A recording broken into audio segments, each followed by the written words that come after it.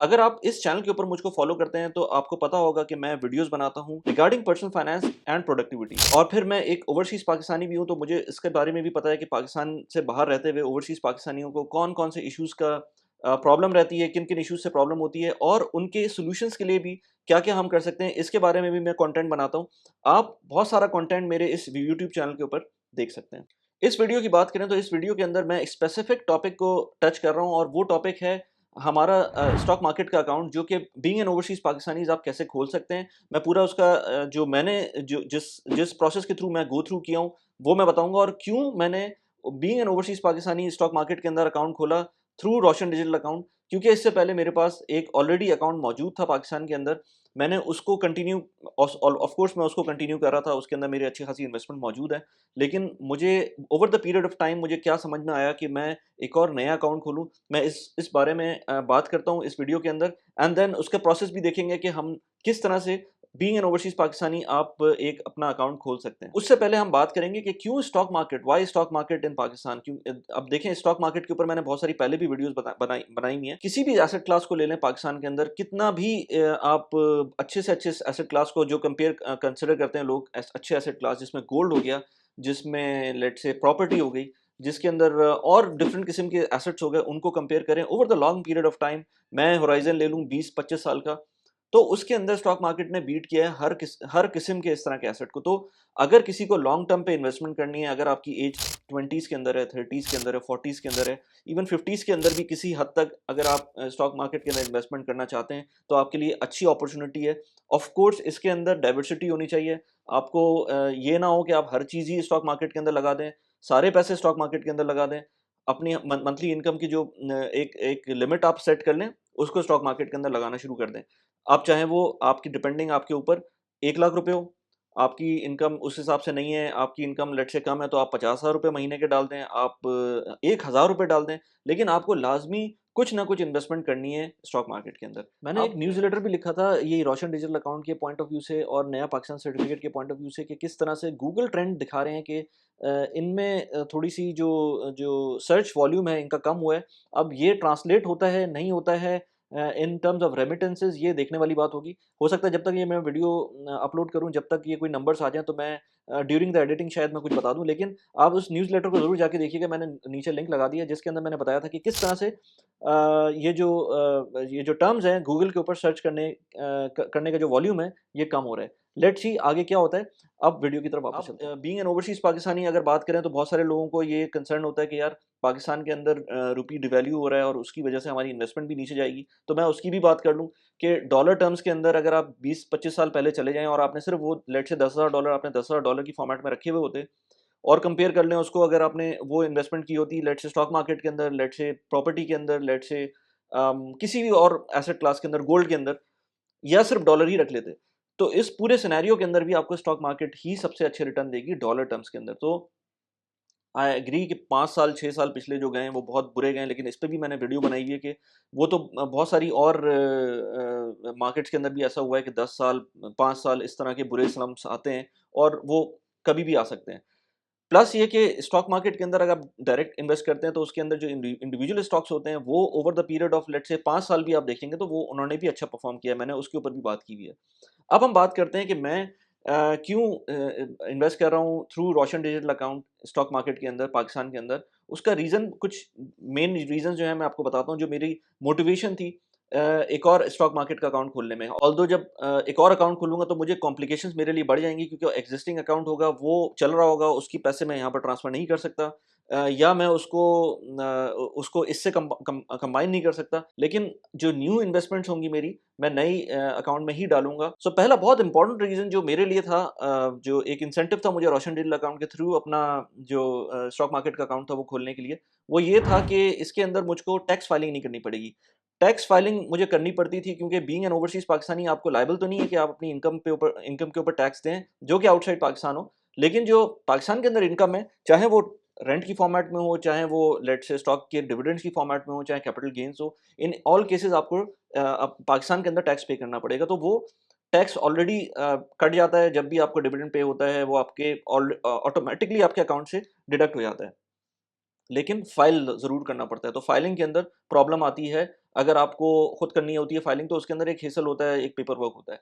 उससे बचने के लिए मैंने कहा कि why not to invest through Roshan digital account. और हाँ, उनके लिए भी फ़ायदा हो सकता है, जो लोग नॉन फाइलर होते हैं और जिनको फाइलिंग का मसला होता है, वो भी अगर रोशन डिजिटल अकाउंट के थ्रू करें, तो उनको भी कोई प्रॉब्लम नहीं होगी। वो जो टैक्स उनका डिविडेंड पे कटेगा, वो फाइलर वाला ही कटेगा। और इस केस के अंदर भी अगर मेरे लिए भी, मुझे कोई फ़र्क नहीं पड़ता कि मैं पाकिस्तान के में अकाउंट खोल के वो उसको जो पाकिस्तान में ऑलरेडी अकाउंट मेरा मौजूद है, उसके थ्रू थ्रू इन्वेस्ट करूँ या मैं रोशन डिजिटल अकाउंट के थ्रू इन्वेस्ट करूँ। दोनों केसेस के अंदर क्योंकि मैं फाइलर हूँ पाकिस्तान के अंदर, तो मेरा जो टैक्स रेट होगा वो सेम होगा। लेकिन अगेन एज़ आई सेड कि उसमें मुझे फाइलिंग नहीं करनी पड़ेगी, टैक्स फाइलिंग नहीं करनी पड़ेगी, पेपर वर्क मेरा नहीं रहेगा। दूसरा पॉइंट ये है कि जो पैसे मैं इन्वेस्ट करता हूँ थ्रू रोशन डिजिटल अकाउंट, वो मैं रिपैट्रिएट कर सकता हूँ। जो मेरा सीडीसी अकाउंट होगा, सीडीसी सेंट्रल डिपॉजिटरी जो कंपनी है, उसके थ्रू होगा। और जो पैसे मैं सेंड करूँगा वो मैं डायरेक्ट ब्रोकरेज हाउस में सेंड नहीं करूँगा, मैं सीडीसी को सेंड करूँगा। सीडीसी मेरे जो ब्रोकरेज हाउस होगी उसको सेंड करेगी और मैं उसके थ्रू ट्रेडिंग किया करूँगा। तो उसका फ़ायदा ये है कि जब जब भी मुझको पैसे वापस चाहिए होंगे, मैं यूएई में बैठा हुआ होऊँगा या आप कहीं भी बैठे हुए हों, तो आपके अकाउंट में वो ट्रांसफ़र होंगे डायरेक्टली।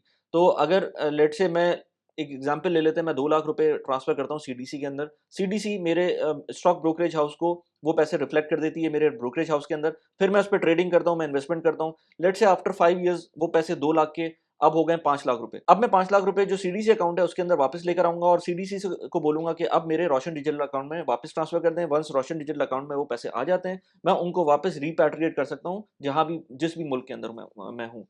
तो ये पॉसिबल ही नहीं है अगर मैं वो अकाउंट यूज़ करूँ जो कि मेरा पाकिस्तान के अंदर मौजूद है, बीइंग अ रेज़िडेंट पाकिस्तानी, जो मेरा पाकिस्तान के अंदर अकाउंट मौजूद है।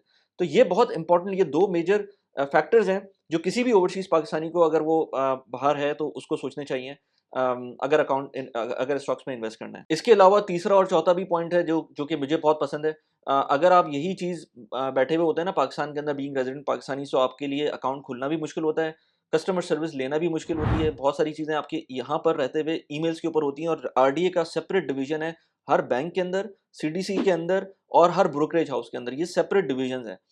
ये प्रायोरिटी के ऊपर आपको कैटर करते हैं, आपके कोई भी मसले होते हैं तो आपको फ़ौरन, मुझे तो एटलीस्ट यही होता है, मुझे तो यही लगता है कि जैसे ही मैं कोई मसला बताता हूँ, मेरे पास फ़ौरन रिस्पॉन्स आता है। और रिगार्डलेस ऑफ, इर्रिस्पेक्टिव ऑफ कौन-सी गवर्नमेंट है, कौन-सी नहीं है, ये रोशन डिजिटल अकाउंट इतना ज़बरदस्त इनिशिएटिव है पिछली गवर्नमेंट का कि अगली कोई भी गवर्नमेंट इसको बैक ट्रैक नहीं कर सकती है। उसका रीज़न ये है कि वो खुद भी फँस जाएँगे अगर इसको उन्होंने कोई भी प्रॉब्लम इसके साथ क्रिएट की, क्योंकि जितना ओवरसीज़ पाकिस्तानी पैसे भेज रहे हैं, वो भी नहीं चाहेंगे कि ये पैसे ड्राई अप हो जाएँ और कॉन्फिडेंस लूज़ करें। तो इसलिए रेस्ट एश्योर्ड, मेरे ख़्याल से इसमें कोई प्रॉब्लम नहीं आनी है। अच्छा, ये तो कुछ फ़ायदे हो गए ना इसके कि थ्रू आरडीए का फ़ायदा क्या है अगर आप इन्वेस्ट करते हैं स्टॉक मार्केट के अंदर पाकिस्तान के अंदर। इसके अलावा अब मैं बात करता हूँ कि इसका प्रोसेस क्या है, और प्रोसेस बहुत ही सिंपल है। सो वन्स रोशन डिजिटल अकाउंट खुल जाता है तो आपका उसी वेबसाइट के इंटरफ़ेस के अंदर जो पोर्टल होगा, जिस भी बैंक अकाउंट के अंदर आप अकाउंट खोलते हैं, उसके अंदर आपके पास एक ऑप्शन होगा जिसमें आपके पास ऑप्शन होगा कि आप आरडीए के थ्रू अपना स्टॉक मार्केट अकाउंट खोल सकें या स्टॉक ब्रोकरेज अकाउंट खोल सकें। तो उसमें आपको सेलेक्ट करना पड़ेगा कि किस ब्रोकरेज हाउस के थ्रू आप करना चाह रहे हैं इन्वेस्ट। मैंने उसके अंदर नेक्स्ट कैपिटल सेलेक्ट किया था, ऑल्दो कि मेरे पास पाकिस्तान के अंदर जो ऑलरेडी अकाउंट है वो मैं आरिफ हबीब के साथ कर रहा हूँ, उनकी भी अच्छी सर्विस है। नेक्स्ट कैपिटल की जो टीम है, मुझको ट्विटर पे मुझको उन्होंने अप्रोच किया था, तो मैंने उनके साथ अकाउंट खोला और उनसे भी मुझे कोई मसला नहीं है और बहुत अच्छी सर्विस उनकी भी लग रही है अब तक। तो आई वुड रिकमेंड कि किसी के साथ भी आप खोल लें जो अच्छा ब्रोकरेज है, उसके साथ खोल लें। वंस आप अपना ब्रोकरेज अकाउंट सेलेक्ट करते हैं, वो ब्रोकरेज अकाउंट के पास रिक्वेस्ट जाएगी, साथ में सीडीसी के पास भी जाएगी, सीडीसी से आपको एक ईमेल आएगी, साइमल्टेनियसली आपको एक और ईमेल आएगी अपने ब्रोकरेज हाउस से, दोनों आपको अपने यूज़र नेम पासवर्ड देंगे। अच्छा, इसमें एक और इम्पोर्टेंट चीज़ ये है कि क्योंकि मेरे पास सीडीसी अकाउंट ऑलरेडी मौजूद था, तो मुझे ईमेल आई सीडीसी से मेरे क्रेडेंशियल्स की, लेकिन जब मैंने सीडीसी से कॉरेस्पॉन्डेंस की, क्योंकि वो क्रेडेंशियल्स काम नहीं कर रहे थे, तो उन्होंने मुझे कहा कि जो आपके एक्जिस्टिंग क्रेडेंशियल्स हैं आप वही यूज़ करें, और उसके बाद जब आप इंटरफेस के अंदर जाएँगे तो आपको दोनों अकाउंट्स नज़र आएँगे। वो जब दोनों अकाउंट्स नज़र आएँगे तो आप उन दोनों पे क्लिक करके जो भी आपको सेलेक्ट करना है, आप उसके थ्रू अपना स्टेटस देख सकते हैं। तो मैंने देखा तो वाक़ई, अब जब मैं दोबारा से लॉगिन किया अपने एक्जिस्टिंग सीडीसी अकाउंट के अंदर, उसके अंदर जब मैं गया हूँ तो मुझे दोनों अकाउंट्स अपने नज़र आ रहे थे और उन दोनों का स्टेटस मुझे अलग-अलग नज़र आ रहा था। फिर उसके बाद नेक्स्ट स्टेप होगा कि आप अपने पैसे ट्रांसफ़र करें। पैसे ट्रांसफ़र आपको बहुत आराम से, कोई आपको ये नहीं देखना है कि कहाँ पर आपके अकाउंट नंबर कौन-सा अकाउंट है जिसके अंदर भेजना है। आपके अगेन आरडीए के अंदर एक इंटरफ़ेस होगा, उसके अंदर आपको मिलेगा कि आप कहाँ पर अपने सीडीसी अकाउंट के अंदर अपनी इन्वेस्टमेंट करें। उस इन्वेस्ट और आपके थोड़ा बहुत इंटरफेस चेंज हो सकता है, लेकिन सबको एक ही किस्म की लोकेशन पे वो लिंक मिल जाएगा। मैंने बहुत आराम से वहाँ पर जाके देख लिया था कि कहाँ पर मुझको क्लिक करके अपने पैसे ट्रांसफ़र करने हैं। वो मैंने जब मैंने पैसे ट्रांसफ़र किए, तो वो इमीडिएटली तो नहीं, लेकिन मेरे ख़्याल से कोई अच्छा पहली दफ़ा मैंने पा ₹500 ट्रांसफ़र किए जस्ट टू चेक कि ये ट्रांज़ैक्शन हो रही है कि नहीं हो रही है। पैसे सीडीसी अकाउंट में फ़ौरन पहुँच गए थे, लेकिन जो जो स्टॉक ब्रोकरेज अकाउंट है, उनके पास नहीं पहुँचे, काफ़ी दिनों तक नहीं पहुँचे। तो जब मैंने उनसे पूछा, तो उन्होंने जब डिटेल पता की, तो पता ये चला कि आपके पैसे, और इनफैक्ट वो सीडीसी ने मुझे ईमेल के अंदर भी लिखा था, वो मैंने ईमेल पूरी नहीं पढ़ी थी, कि आपके ₹5000 इंटैक्ट रहते हैं सीडीसी के पास, जस्ट टू आई थिंक ये फीस वगैरह जो उनकी होती हैं ब्रोकरेज हाउस की, उसको कवर करने के लिए थोड़े से पैसे वो अपने पास रखते हैं, और बाकी पैसे वो ट्रांसफ़र करते हैं। तो मैंने जब ₹500 भेजे, तो ऑफ कोर्स वो ट्रांसफ़र नहीं हुए थे। फिर मैंने ज़्यादा पैसे ट्रांसफ़र किए, तो वो फ़ौरन मुझे इंटीमेशन आ गई कि वो पैसे आप आपके सीडीसी में पहुँच गए हैं, और सीडीसी से के बाद ब्रोकरेज हाउस की भी इंटीमेशन मुझे विदिन आई थिंक आवर्स 1-2 घंटे के अंदर मुझको पता कन्फर्म हो गया था कि मेरे पैसे वहाँ पर आ गए। वो ₹5000 विथहेल्ड कर लिए थे सीडीसी ने, जो कि अब सीडीसी के पास रहेंगे। आई थिंक वो पैसे जो थोड़े बहुत ब्रोकरेज के चार्जेज़ होते हैं, कमीशंस होते हैं, क्योंकि कमीशन तो होता है ना, इन एनी केस कमीशन होगा, वो पैसे शायद उसके लिए थे, लेकिन मुझे अभी इसकी डिटेल नहीं पता कि वो ₹5000 किस चीज़ के लिए हैं। अगर किसी को पता हो, तो मुझे प्लीज़ कमेंट्स में लिख के बताएँ। अच्छा, नेक्स्ट स्टेप, मैंने पैसे तो ट्रांसफ़र कर दिए, लेकिन आपको ये बताना भूल गया कि आपको नेक्स्ट स्टेप में सीडीसी के अंदर जब आप अपना अकाउंट खोल लेंगे, पैसे ट्रांसफ़र कर देंगे, उससे पहले एक और चीज़ करनी होगी कि अपना जो भी ब्रोकरेज हाउस है, वो भी आपको अपनी कॉरेस्पॉन्डेंस करेंगे आपके साथ। वो आपको अपना जो भी ऐप यूज़ करवाएँगे, जो सॉफ्टवेयर यूज़ करेंगे, उसका लिंक देंगे, कैसे डाउनलोड करना है, कैसे उसमें यूज़र नेम पासवर्ड डालना है, और उसके बाद उसकी जो भी क्रेडेंशियल्स होंगे, वो आपको देंगे, और उसके बाद आप उसके अंदर भी लॉगिन करेंगे, और जब आप पैसे ट्रांसफ़र कर देंगे सीडीसी, और सीडीसी जब ट्रांसफ़र कर देगी आपके ब्रोकरेज हाउस के अकाउंट के अंदर, तो आप जब लॉगिन करेंगे, तो आपको उसके अंदर अपने पैसे नज़र आएँगे कि वो पैसे वहाँ मौजूद हैं, और उससे आप ट्रेडिंग स्टार्ट कर सकते हैं। मैंने अभी जब पहली दफ़ा ये अकाउंट बनाया, तो मैंने आई थिंक हपको और एग्रो फर्टिलाइज़र, ये 2 स्टॉक्स लिए हैं अभी मैंने पहली दफ़ा। अब of course over the period of time इसको बिल्ट अप करना है। उस अकाउंट को, जो मेरा एक्जिस्टिंग अकाउंट है, वो उसके पैसे अब जब भी आएँगे, तो मैं उनको, क्योंकि इसके अंदर ट्रांसफ़र नहीं कर सकता, तो मैं उसको फ़िलहाल जैसा वो चल रहा है उसको चलाता रहूँगा, उसमें कोई एडिशनल पैसे नहीं डालूँगा, क्योंकि अगेन एज़ आई सेड, इसका जो फ़ायदा है for having this Roshan digital account के साथ, जब आप सीडीसी अकाउंट खोलते हैं, तो उसका जो फ़ायदा है वो बहुत ज़्यादा है कंपेयर टू जो मेरा लोकल अकाउंट है। तो मैं फ़िलहाल उसको जैसे चल रहा है, उसको वैसे चलने दूँगा। अगर आप यूएई के अंदर मौजूद हैं, और यूएई के अंदर सोच रहे हैं कि किस तरह से मैं यूएस के स्टॉक्स में डील कर सकता हूँ, क्योंकि यहाँ तो मैंने पाकिस्तान की स्टॉक्स की बात बताई है ना, कि पाकिस्तान के अंदर किस तरह कर सकते हैं।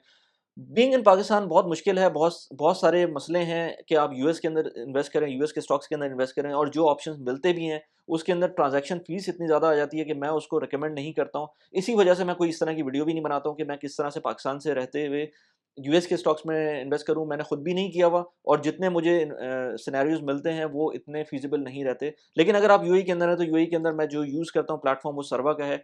सर्वा के प्लेटफ़ॉर्म के बारे में मैंने बहुत सारी वीडियोज़ बनाई हुई हैं, लिंक्स में डाल दिए हैं डिस्क्रिप्शन के। अगर आप उसके अंदर इन्वेस्ट करते हैं, फंड्स ट्रांसफ़र करते हैं, तो आपको $50 एज़ अ रेफरल बोनस भी मिलेगा। यहाँ पर ये वीडियो मैंने लगाई सर्वा के बारे में, जब मैंने सर्वा के बारे में बात की थी। मल्टीपल वीडियोज़ और भी हैं, जो डिस्क्रिप्शन में मिल जाएँगी। इसके अलावा क्यू&ए सेशन मैं बहुत ज़्यादा करता हूँ, और आप ईमेल करते हैं, मैं उसका रिप्लाई करता हूँ। इधर उसका एक लिंक लगाया हुआ है, जो रीसेंट क्यू&ए सेशन था। कैसी लगी वीडियो, प्लीज़ मुझे बताइएगा। Thanks for watching the video. Bye bye.